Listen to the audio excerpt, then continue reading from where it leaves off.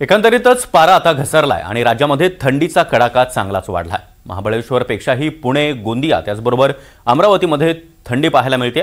गोंदियामध्ये सर्वात नीचांकी 11.5 अंश सेल्सिअस तापमानाची नोंद झाली आहे, तर तिकडे पुण्यामध्ये 14.2 अंश, संभाजीनगरमध्ये 12 अंश, त्याचबरोबर बुलढाण्यामध्ये 13 अंश सेल्सिअस तापमान नोंदवलं गेलंय। राज्यामध्ये आता थंडीची चाहूल लागायला सुरुवात झाली आहे। खरं तर थंडी ही उशिरा महाराष्ट्रामध्ये दाखल झालेली आहे, मात्र असं असलं तरी महाबळेश्वरपेक्षाही महाराष्ट्रातल्या अनेक भागांमध्ये गारठा आता चांगलाच वाढलाय।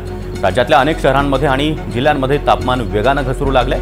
महाबळेश्वरपेक्षा देखील पुणे, गोंदिया, अमरावती, बुलढाणा आणि संभाजीनगरमध्ये जास्त थंडी जाणवू लागली आहे। राज्यामध्ये सर्वात नीचांकी तापमानाची नोंद ही गोंदियात झाली। तर पुणे जिल्ह्यातील पुन्हा एकदा थंडीची तीव्रता आता वाढलेली आहे। पारा 14.2 अंशांपर्यंत घसरलाय। अनेक ठिकाणी शेकड्यान बुलढाण्यामधील थंडीचा आढावा घेतला आमचे प्रतिनिधी अमोल सराफ यांनी।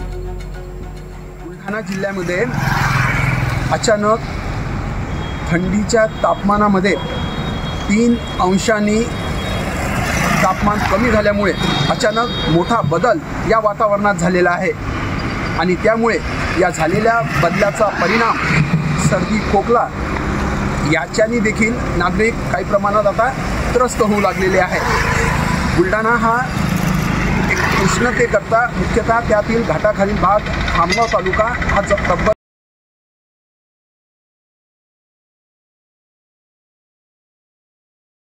त्याच तालुक्यात देखील पारा जो आहे तो साधारणतः 13 ते 14 डिग्रीपर्यंत अचानक खाली आलेला आहे। झालेला हा अचानक परिणाम कुठेतरी वातावरणात मोठा बदल इथे आपल्याला दिसत आहे। सकाळची वेळ आहे आणि त्यानंतर अचानक झालेला हा जो वातावरणातला जो बदल आहे कुठेतरी काही प्रमाणात एक प्रकारे वातावरणात गारवा देखील जाणवतो आहे आणि हवामान खात्याने दिलेल्या अंदाजानुसार येणाऱ्या काही 2 ते 4 दिवसामध्ये हा पारा अजून काही प्रमाणात खाली येऊ शकतो। तर एकंदरीत पावसाळा इथे कुठेतरी आता संपल्यानंतर लगेचच हिवाळ्यात हा जो थंडावा जो आहे एक प्रकारे कुठे